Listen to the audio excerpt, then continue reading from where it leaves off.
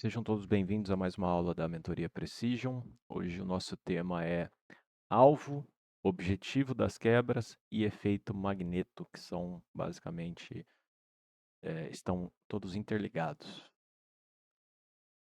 É bem importante você compreender que nesse documento nós vamos transcender a simples identificação de padrão. O objetivo dessa aula é decodificar o propósito algorítmico por trás de cada quebra de correlação que a gente observa no mercado.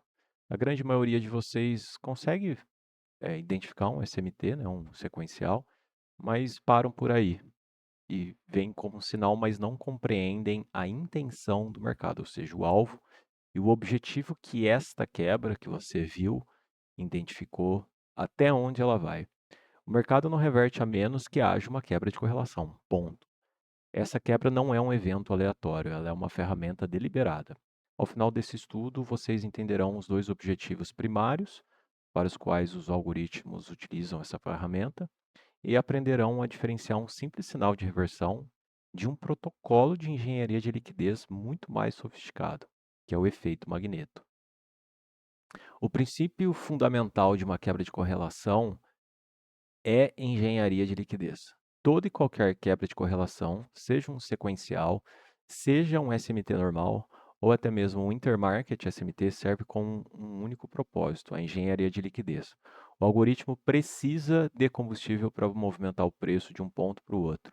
E esse combustível é a liquidez, que repousa em duas formas principais. Primeiro, pool de liquidez externo, acima de topos antigos e abaixo de fundos antigos, e ineficiências de preço, os gaps, como Fair Value Gap, Balance Price Range, entre outros. Uma quebra de correlação é a maneira mais eficiente que o algoritmo possui para criar e capturar a liquidez necessária para atingir seu alvo. Compreendendo isso, nós podemos identificar seus dois objetivos principais. O alvo algorítmico, a hierarquia das quebras de correlação. É bem importante você entender, no mínimo, objetivos mínimos de quebra de correlação. Um SSMT formado em um ciclo de time frame maior, por exemplo, o ciclo diário, que representa 4 sessões, então um SMT do ciclo diário é entre uma sessão e outra, no sentido sequencial, né? Uma subsequente à outra. Visto pelo time frame de 15 minutos, frequentemente ele não tem como alvo uma simples máxima ou uma mínima antiga. E até é importante você ter essa noção para que você não saia muito cedo e para que você aproveite ao máximo o sinal, né, o seu trade em si.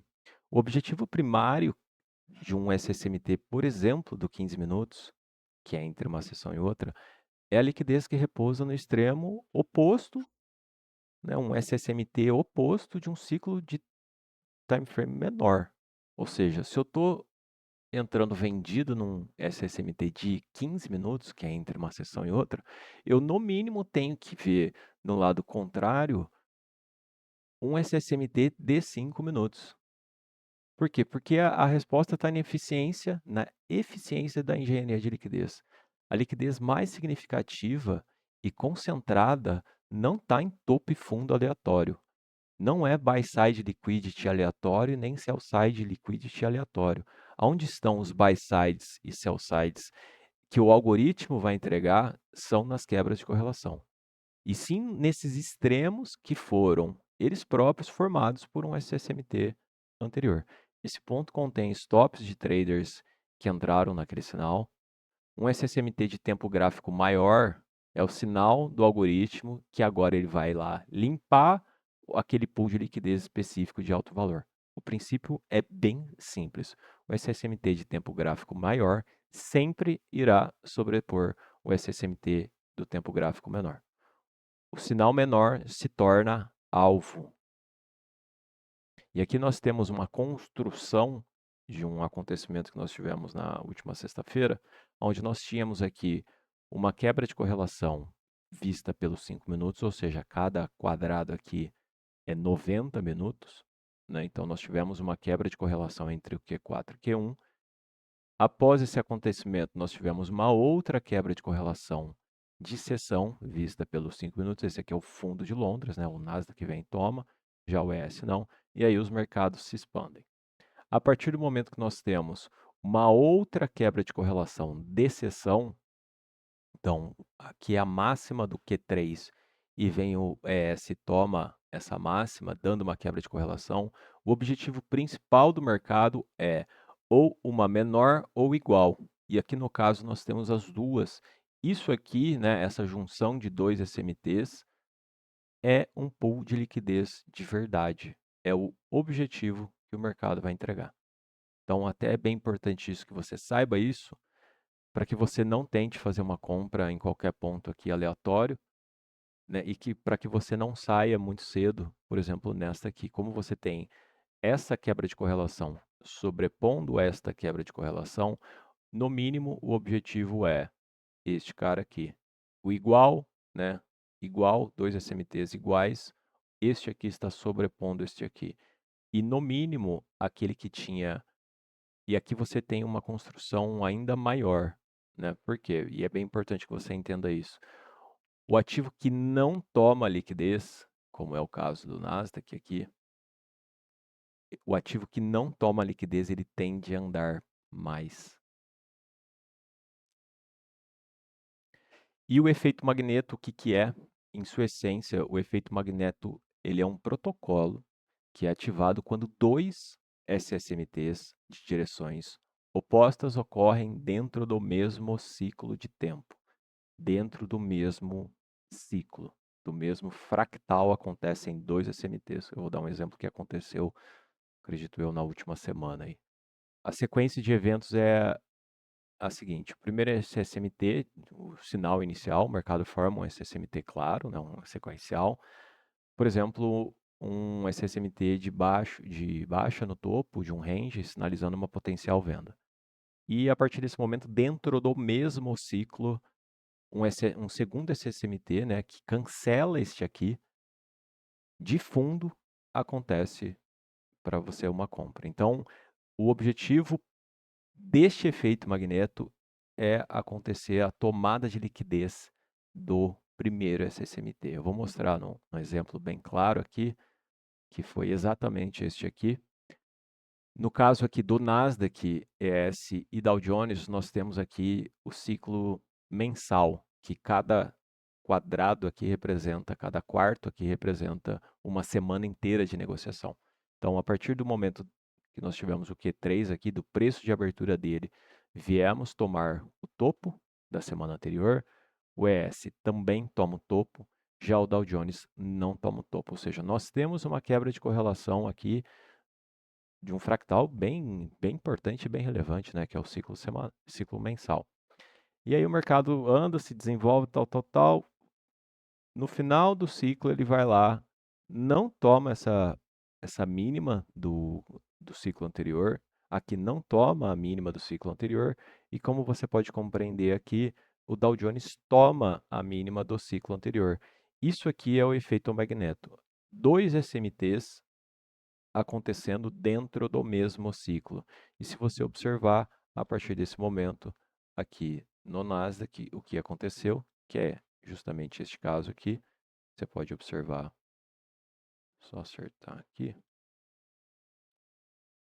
Então você tem a tomada de topo e não tomada de topo, e aí dentro do mesmo ciclo, você tem a não tomada de fundo, não tomada de fundo, e aqui sim, né, se a gente for bem no tique aqui, né, bem no tique, o Dow Jones toma o fundo do ciclo anterior e a partir desse momento existe o efeito magneto, que o objetivo principal é este cara aqui e este cara aqui. Então, este aqui está cancelando este aqui, certo? O que eu recomendo a todos vocês, principalmente no quesito intraday, para a gente observar esse fenômeno acontecendo, quando você tem este SMT aqui do ciclo diário, né, entre uma sessão e outra, se você observar a máxima do Q3 está aqui, já no ES a máxima do Q3 está aqui, e aí vem o Q4, toma, aqui não toma, e aí o objetivo se torna este pool de liquidez.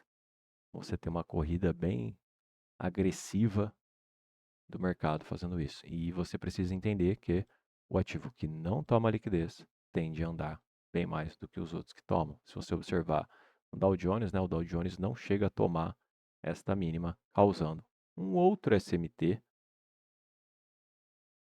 e aí volta para o efeito magneto, onde o objetivo dele é este aqui. É muito importante que você tenha essa compreensão e que você tenha dentro do seu gráfico, né, os históricos de SSMTs que estão acontecendo para que, uma vez que você tenha este acontecimento, você saiba ou tente aproveitar ao máximo possível o objetivo do mercado. Esses são verdadeiros pools de liquidez. Pool de liquidez a gente observa através de quebra de correlação. A partir do momento que a gente tem uma igual ou maior do que esta aqui, né? No caso aqui nós temos uma, esse aqui é um ciclo diário,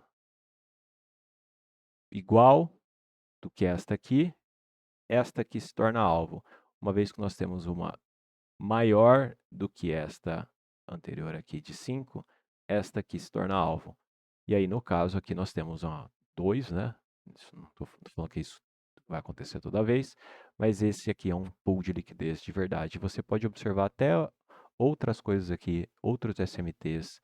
Por exemplo, aqui eu estou com 15, você pode procurar outros de 5 minutos aqui para ver, ou até mesmo de 1, para ver se teve alguma coisa acontecendo aqui que era o objetivo final do mercado. Então, façam backtest, coloquem esse entendimento dentro do seu gráfico, principalmente no quesito um igual, né? Aqui no caso, um de 15 minutos, sobrepondo o antigo de 15 minutos, então isso aqui é o objetivo. Façam um backtest disso, coloquem nos seus gráficos, vejam como isso acontece e também, para que você não tenha dúvida de numa possibilidade de operar vendido em alguma ponta aqui, que você tem o efeito magneto acontecendo dentro do mesmo ciclo. Ou seja, isso era alvo, a partir do momento que você tem o efeito magneto, isso se torna alvo, certo?